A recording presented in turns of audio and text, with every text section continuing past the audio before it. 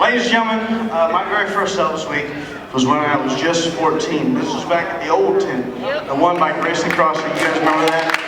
And I went there.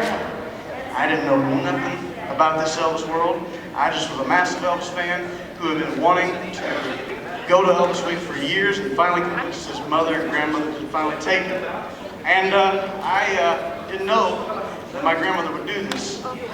And at that time, I hated her for doing it because I was as shy could be. But honestly, it was probably the greatest blessing that ever happened to me. She got in contact with Danny McCorkle over here, put me up on the tent, and that's where I met my Elvis family. That's where I met Danny and Miss Lena, and John and Lori who are here, and Kathy and Roger and all of you. And it surely was the greatest thing that ever happened to me in my entire life. And you guys won't believe this, but Sunday, I went from Memphis back to Branson, Missouri, where I'm currently working right now, playing Elvis, probably one of the greatest honors any Elvis Troubadours have had, playing Elvis in the $1 Million Quartet out there in Branson, Missouri, and thank you very much.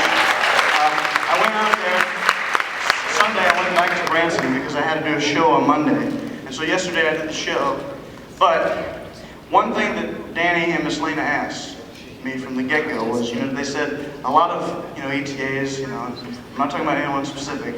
I'm looking right at you, Victor. I'm talking exactly about you. A lot of ETAs, life, takes them different directions, and they kind of forget about the tent.